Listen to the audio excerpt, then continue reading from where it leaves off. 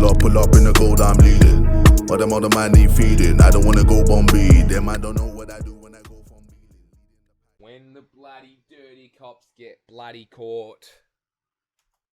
I found 3 cases exposing corruption in the force, featuring 6 so-called officers who lived to regret it. Starting with Courtney Brown, Christy Wilson, and Jacob Hummerichhouse. In April 2018, Officer Brown was driving eastbound on Crossville near Crabapple Road when she witnessed this car fly right past her at a proclaimed 80 miles per hour. Brown flipped on her lights and promptly pulled over the suspect. Brown steps out to confront the suspect. Same car. Sorry, my window doesn't hold. Off the Brown Roswell Police Department. You know how fast you Yeah, were just bro, going, ma'am? I'm so sorry, Australian. I'm late for work. So you could go over 80 Yeah, miles mate. per hour on 92? No, ma'am. You have your driver's license and your insurance card? Yeah, my insurance. Turn off the car and pass me the keys, please. The ground's wet. It's been raining. You're going over 80 miles an I'm hour so on sorry. this type of a road. That's reckless driving, ma'am. After berating the driver, she's revealed to be 24-year-old Sarah Webb, a local hairstylist who's late for work. Where do you work at? I work in Duluth at Jody Parker Hair Studio. Okay. I'm a hairstylist. Okay. So you think driving that fast on a wet road is a smart idea just because you're late for work? Instead of calling and say you're running late for work, you would rather risk people's lives. I'm sorry.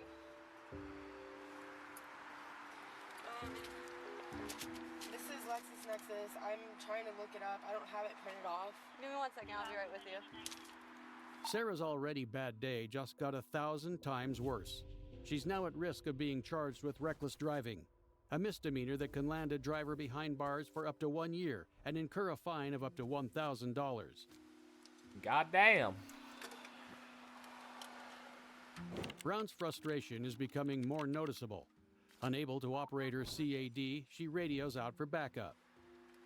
I'm having issues with my CAD. Can you please do an 8 and 10 check on a Georgia tag? 2 officers respond. Jacob Hummerichhouse is first to arrive on scene. Oh, God.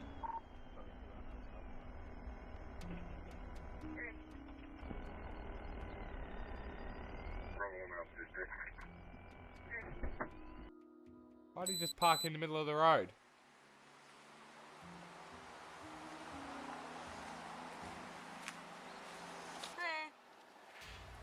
Should have gone like almost 90, down 90.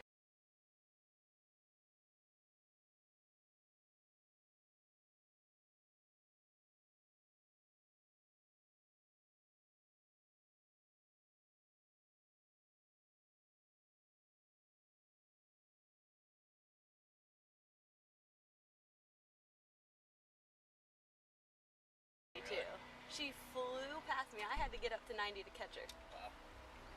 My CAD's not working. Is yours?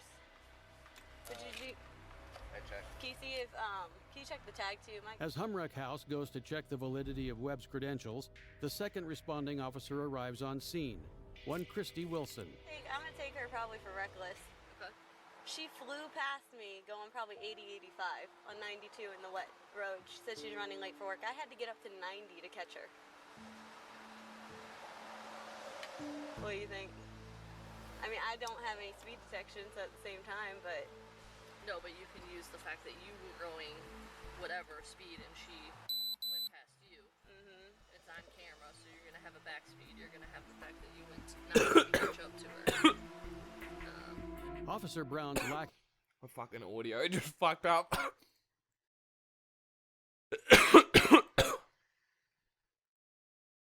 of confidence is becoming more apparent. She's unaware of how to fill out a basic citation, particularly because she lacks a working speed detection device. However, Officer Wilson correctly tells Brown that her best guess based on her own speed and backed by dashcam footage would be sufficient evidence. In Georgia, an officer's opinion on someone's speed based solely on their observation is enough to prove a speeding offense. A jury then decides if they believe the officer's estimation. So basically, Sarah Webb's fate rests entirely in the hands of an officer who needs backup just to be told how to fill out paperwork. Not a great situation to be in, and it only gets worse from here. You're going to have 2 faster conditions, and Yeah, I mean, that's unacceptable. I told her, I said, you know the roads are wet, correct?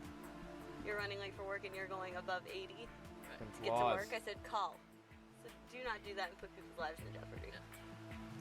So, my cat just froze on me, so I'm restarting it right now. What do you think? After deliberating on whether or not to arrest Webb for reckless driving, neither officer makes a definitive decision. This is when Officer Brown made the choice that'd end her entire career. Or just tickets?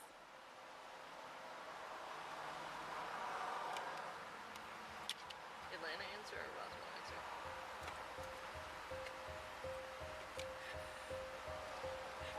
Hold on. Are you? Okay, hold on.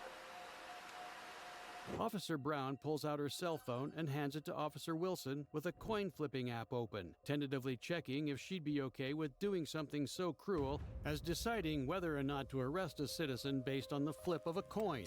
Fuck off. They arrested this bitch just by flipping a coin on their app.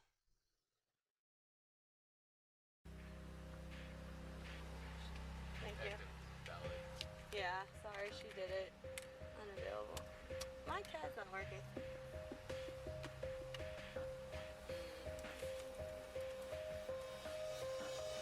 Who's that? A head, R tail. Okay. Officer Wilson suggests heads for arrest and tails for release. This is tail, right? Yeah, so release. 23. Michael Jordan? Hi. So got too fast for. Let me write this down. Too fast for conditions. Despite the coin landing on tails, the officers laugh and decide to arrest her anyway. In spite of playing with someone's life, they think it's an appropriate time to crack a joke, saying Michael Jordan as he wore the number 23, the same as the code for arrest. Is it reckless? Yeah, you can do reckless, and then speeding. And you're just gonna have to mark the pace one instead of the... I mean, either way, the speed limit here is what, 45? Super speeder. The officers are clueless on what they can really arrest her for, so Humrick House mentions the term super speeder as a desperate attempt to justify the arrest to himself. Because I haven't done one like speeding like that, so that's why I'm a little bit unsure. You're gonna do the patrol vehicle spot, and then it's gonna ask you for moving or not moving, and you're gonna do moving. Can you help me do these dang tickets? My CAD won't even log me in. Brown's incompetence shows itself once again as she pawns off the paperwork to Wilson, seemingly eager to arrest Ms. Webb. Sorry. Alright, I'm gonna go. Yeah, that's not okay. Yeah.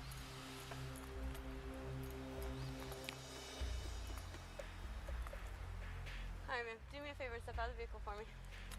Put the phone down. Why am I Put your phone down. Step out of the vehicle. Turn around. Put your hands behind your back.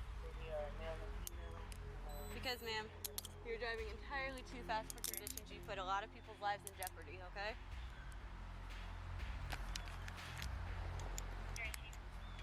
Double locking these, they don't tighten on you. Can you do me a favor and step in front of my vehicle, ma'am?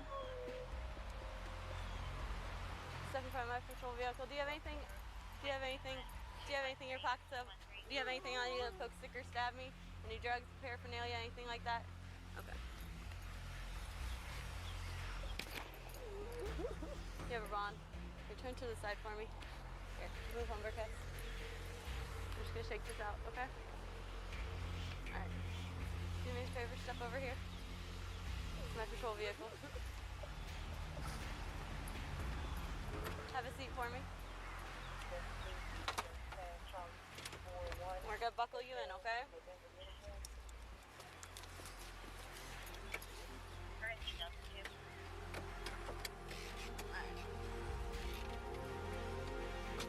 Even in the face of Sarah Webb weeping, Officer Brown coldly arrests her and places her in the back of her patrol vehicle, citing her with reckless driving. Thank you. Who's it? You're no. Nope. I am, but without a stamper. Oh. Who's that? I don't know. Why are they flagging me? He's not a notary either. No one's a notary that's here? All of you. Got 5 people. I mean, I am. I just don't have my stamp yet. Not for one. Can you please start notary? You good?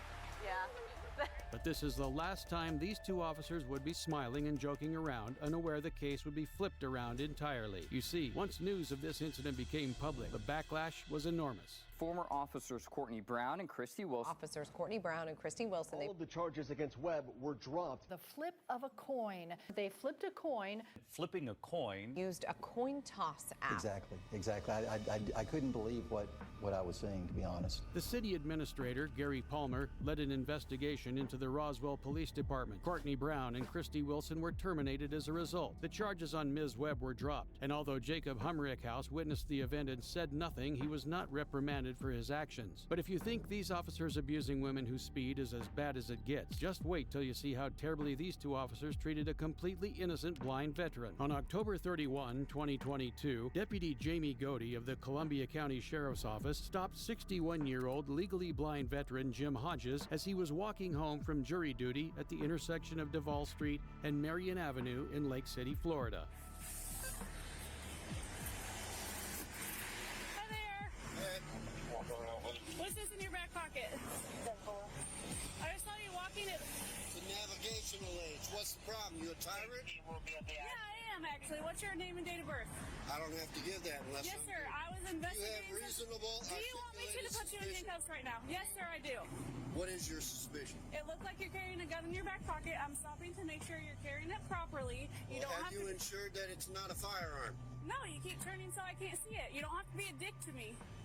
Well, you're being one to me. Mr. Hodges was simply carrying his visual assistance cane in his back pocket, and while Officer Godey initially mistook it for a weapon, as soon as he pulled it out to prove that it wasn't, that should have ended the interaction with him free to go. But the tyrant that she admits to being, Officer Godey doesn't want to follow the law she's sworn to uphold. No, sir, I'm doing my job. Am I detained? Yeah, you are. What's your name and date of birth? It does not matter. Yes, sir, it does. Do you have a crime? Would you like me Call to your put you in? supervisor, He's right please. here. Sergeant Randy Harrison arrives on scene.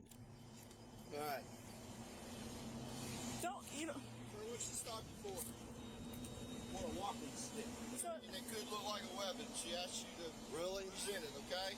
Now she's asking me for ID. Okay. I don't need the ID unless there's reasonable articulated suspicion that I have committed a crime and committing a crime to do a crime. Sir, and her suspicion was that you were armed, okay? And she's asking you for your ID. Well, now she has verified that I am not armed. Okay. So there is no Do you have your ID or not? I do have my ID. Okay. You don't need it. Okay. Either your ID or you're going to get the change. Okay. Mr. Hodges is rightfully speechless as Sergeant Randy Harrison doubles down on his subordinates' illegal actions. He clearly understands his constitutional rights, knows they're being infringed upon, and is making the wise decision to stay silent to keep from giving these officers any justification for their unlawful behavior.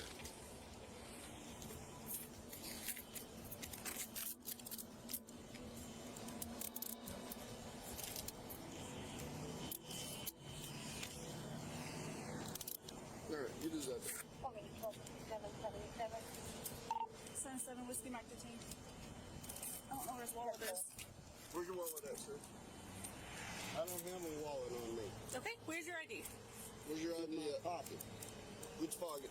You are not allowed to search me. Here, Mr. Hodges is reiterating that he does not consent to being searched. The Fourth Amendment protects against any unreasonable searches and seizures. Based on the Florida stop and frisk law, an officer may temporarily detain any person reasonably found to have committed or be committing or be about to commit a crime for the purpose of ascertaining their identity or the circumstances of the suspected crime. However, in the case of Florida versus Royer, it was clarified that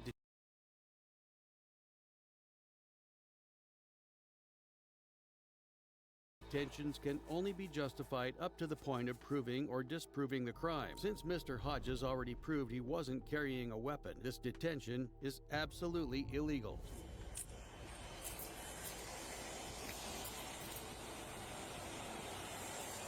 It's in this pocket.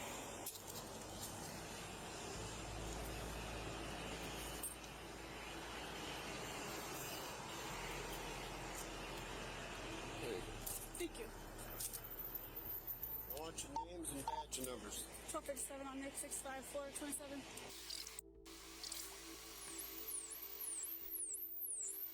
Sir, are you legally blind? Okay.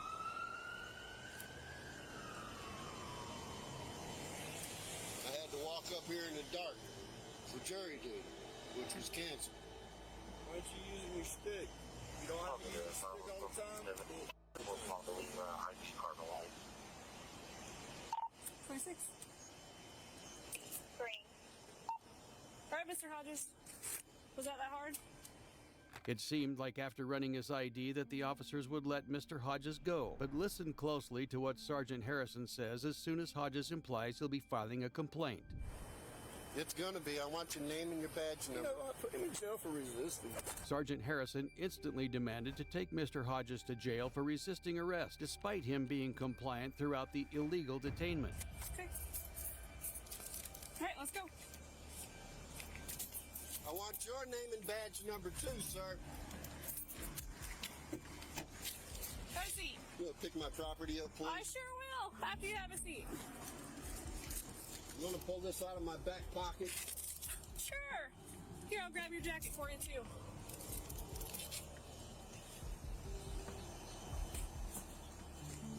Mr. Hodges was officially charged with resisting arrest without violence, a misdemeanor that can carry up to 6 months in jail, winding up illegally jailed for 24 hours. In spite of the body cam footage clearly showing Mr. Hodges' dignified behavior throughout, the arresting officer lied on the official arrest report, claiming he'd repeatedly refused to allow identification of the object in his pocket. Thankfully, after reviewing the evidence, or lack thereof, the district attorney dropped the charges just 7 days later. Mr. Hodges then pursued legal action against the sheriff's office as the media frenzy erupted. Visually impaired man arrested. A legally blind man. You just saw is legally blind, and this is an aid to a man who's legally blind. Well, I've always been the kind of person that don't really take things lying down, but I made up my mind to properly, and it is the law in Florida that you are supposed to resist unlawful orders.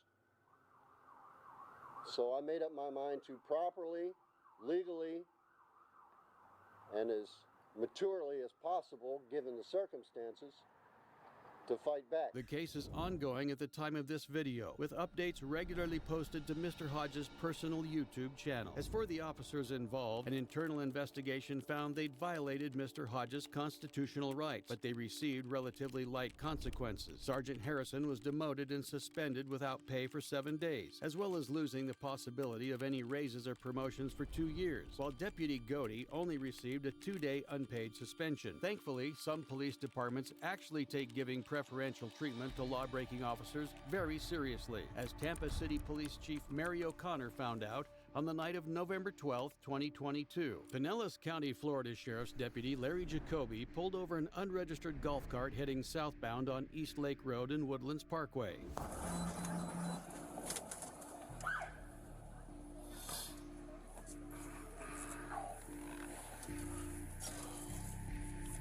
Old 1050.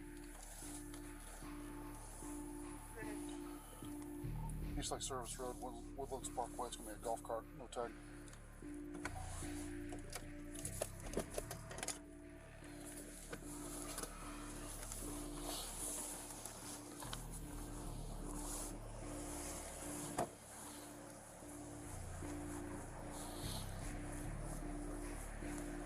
Good evening. How you talking? Good. I'm Deputy Jacoby of the Sheriff's Office. Stopped you because you driving tag or unregistered vehicle with no tag on it on the roadway. In the state of Florida, golf carts do not need to be registered and thus don't require tags. The only requirement to drive one on a public roadway is being above the age of 14, which these two clearly are. However, Pinellas County traffic laws state that golf carts can only be operated inside designated golf cart zones and must be registered and insured, which supersedes the state law, making this a completely routine stop. Yeah, we went to the club. It was closed, so we went over and picked up some. Is your camera on? It is. I'm the police chief in Tampa. Oh, how you doing? I'm doing good. Okay. I'm hoping that you'll just let us go tonight. Oh, okay. Yeah, I'll say now that you say you look familiar, so. Yeah, I'm sure I do. Okay. So, All right, folks. The woman in the cart reveals herself to be recently appointed Tampa City Police Chief Mary O'Connor. Despite this being a minor infraction that would likely end in a warning no matter what, O'Connor was smirking throughout the entire encounter before thinking this inconsequential situation was the right time to throw her weight around. She even asked if Jacoby's camera was recording, as someone in her position should know asking for special treatment like this is completely unethical. Well, have a good night. Staying over here in East Lake Woodlands? Yeah, we live in East Lake Woodlands. Yes. Okay. All right. Well, it's nice to meet you. So, I'm Deputy Jacoby. Okay. Same here, my friend. All right. Take care of yourself. All right, Sorry take care. to bother you. All right, no worries. No worries. Like I say, we have a lot of problem with the golf carting around here. You know, everybody comes No, we out. don't normally come out. We but never the club come was out. closed, so we went over to the Greek place to get some food. Gotcha. Okay. All right. All right, then we'll take care. And it was nice meeting you. All right. Oh, all right. You ever need anything, call me. Okay. Serious. All right. Appreciate that. Thank you. Yes, ma'am. You're welcome. Thank you for your service. Thank you for yours. Thank you. So, take care. All right. Thank you. Little did Mary O'Connor know that wink and handshake interaction would lead to her total downfall. Joining us tonight, first up here at 6 o'clock, Tampa's top cop is out. Just 10 months after getting picked for the job, Mayor Jane Castor today asked for and received Police Chief Mary O'Connor's resignation. I'm hoping that you'll just let us go tonight. And I provide those second chances. You can never know what decisions individuals are going to make down the road, and clearly she made a very poor decision. Click on the video on screen.